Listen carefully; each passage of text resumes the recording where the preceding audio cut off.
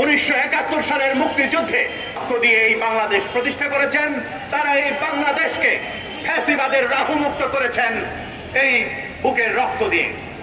24-এর গণ অভ্যুত্থানে সবচেয়ে বেশি যারা মারা গিয়েছেন তারা হচ্ছেন শ্রমিকরা।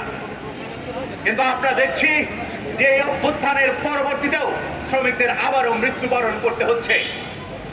ইতিমধ্যে দুই জায়গায় অন্তত পক্ষে শ্রমিকদের বুকের তাজা রক্ত ঢেলে দিয়ে তাদের দাবি দেওয়ার পক্ষে দাঁড়াতে হয়েছে।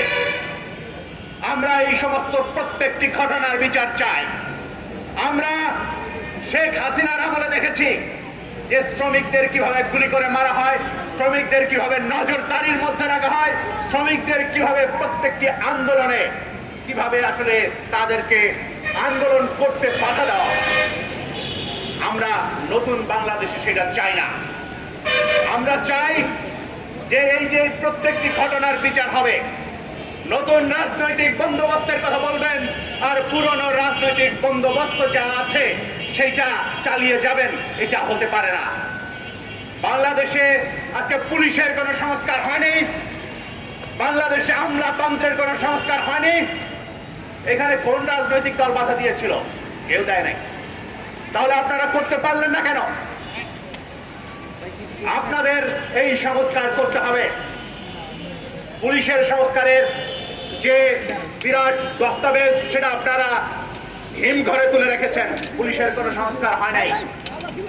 আজকে আমরা দেখতে পাচ্ছি এই বন্দোবস্তকে ব্যবহার করে নতুন করে কেউ কেউ অর্থ সম্পদ কামানোর নতুন লাইনে ঢুকে পড়েছেন।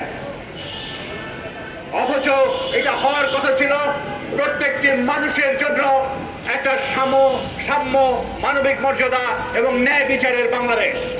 আজকে বাংলাদেশে আমরা এটার অস্তিত্ব খুঁজে পেতে কষ্ট হচ্ছে। আজকে আমরা দেখতে পাচ্ছি যে কতিপয় লোকের আবারও একটা কর্তৃত্ব প্রতিষ্ঠা হওয়ার জায়গা তৈরি হচ্ছে। আমরা বলতে চাই যে শ্রমিকরা আর বুকের রক্ত দিতে পারবেন না। আমরা অনেক রক্ত দিয়েছি, বারবার আমরা বুকের রক্ত ঢেলে দেব না। আমরা এর অবসান চাই। প্রত্যেকটি প্রাণের মূল্য আছে। আজকে যে শ্রমিকরা বাংলাদেশকে টিকিয়ে রেখেছেন তাদের বেঁচে থাকার উপরে বাংলাদেশের টিকে থাকা নির্ভর করে, বাংলাদেশের এগিয়ে যাওয়া নির্ভর করে। প্রত্যেকটি প্রাণের যে মূল্য সেটা সরকারকে বুঝতে হবে। কোন প্রাণ যাতে কোনোভাবে না যায় সেটা ভবিষ্যতে নিশ্চিত করতে হবে। আমরা যে গণতান্ত্রিক শ্রমিক আইন হয়েছে, যে কমিশনে আমাদের তাসলিমা আক্তার সহ অন্যান্যরা কাজ করেছেন, সেইখানে যে আইন হয়েছে সেটার অবিলম্বে বাস্তবায়ন করতে হবে, যাতে করে ভবিষ্যতে আলাপ আলোচনার মধ্য দিয়ে এই সমস্ত সমস্যার সমাধান করা যায়।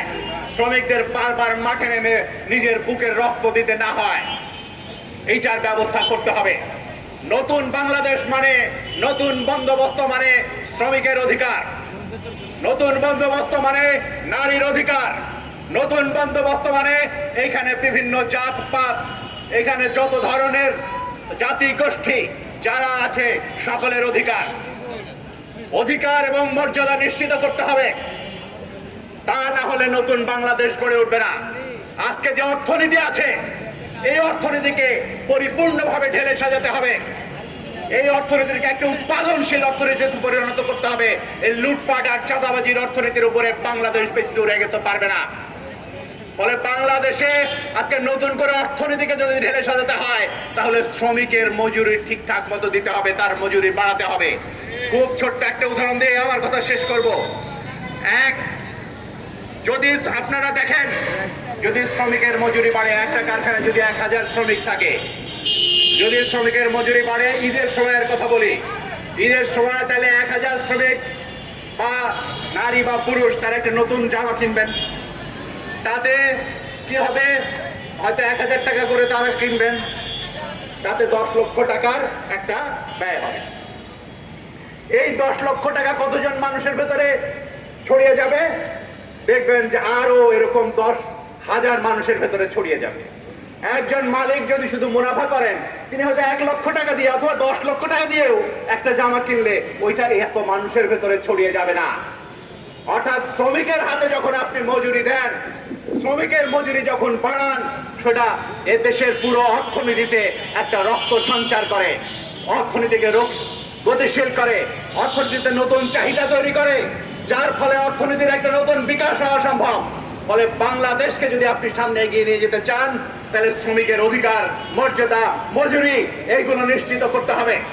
আমরা সুস্পষ্টভাবে দাবি করি যে অবিলম্বে, এইটা নির্বাচনের তফসিল পর্যন্ত অপেক্ষা করার কোনো দরকার নাই, এই মাসের মধ্যে এটা বাস্তবায়ন করতে হবে।